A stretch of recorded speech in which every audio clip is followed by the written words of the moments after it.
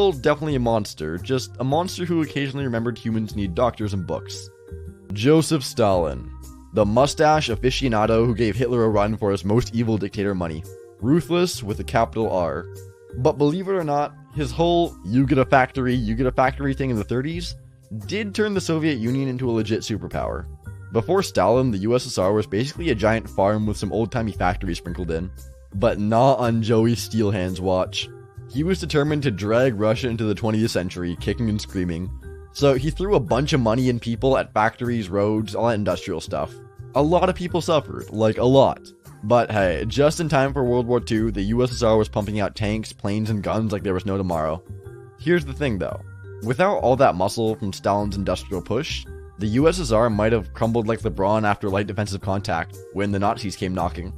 Those factories in the Ural Mountains basically carried the whole war effort. They were cranking out the goods while the Nazis were closing in. But Big Joe didn't stop there. He pushed people into schools too.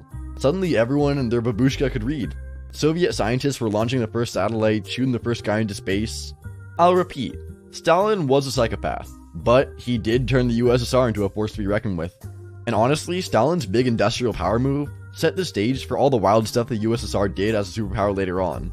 They could go toe-to-toe with the US in the arms race, the space race, all the races.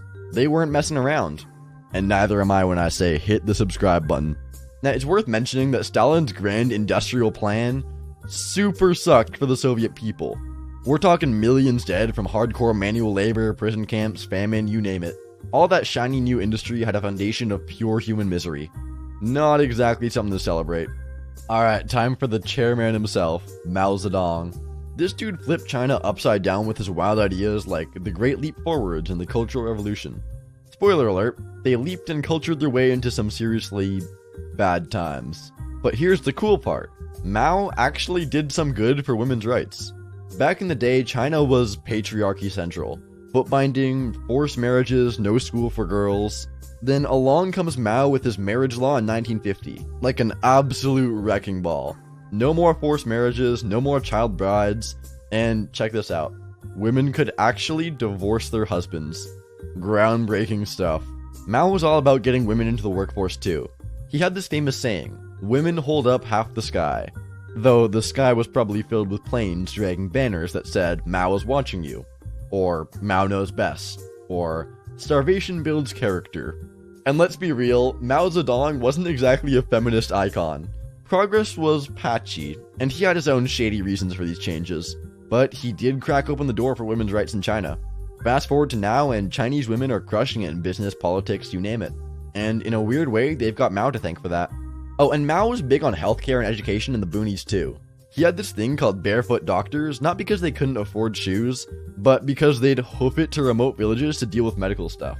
And he started these literacy campaigns to get rural folks reading. The programs had their problems, but they got the ball rolling for big changes down the line. And you know what else Mao did? He talked up women's rights, like, all the time. It was in all the propaganda posters, the speeches, everywhere. Suddenly, women were supposed to be these equal partners in the revolution. It was a huge deal in a place where women were basically furniture for centuries. Now try to keep yourself from falling in love with Mao Zedong. Life for women under Mao was no picnic. They were working themselves to the bone, getting tossed in jail for political reasons, starving, the whole shebang. Mao's China was a rough place to be, but on paper, women had more rights than ever. Historians are still duking it out over Mao's real impact on women's rights. Some say he was just using women as political pawns. Others point out that a lot of those shiny new rights got rolled back right after Mao kicked the bucket. It's a sticky subject. At the end of the day, Mao caused a whole lot of suffering. That's his legacy.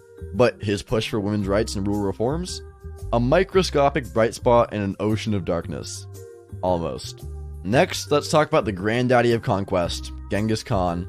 Bro put the horde of Mongol warriors sweeping over Asia and Europe. He whipped up the biggest empire ever, and it wasn't by asking folks nicely. But get this, for a homie who loved a good pillage, Genghis was actually pretty open-minded about religion and hiring. Genghis knew that running a mega empire took more than just a pointy hat and a killer goatee. He needed loyal, smart people at every level. So he set up this idea called meritocracy. Basically, if you were good at your job, you moved up the ladder. If you weren't, you were demoted to battlefield fertilizer. Genghis was also surprisingly chill about religion. He didn't care if you prayed to Allah, Buddha, or a goat. As long as you paid your taxes and didn't cause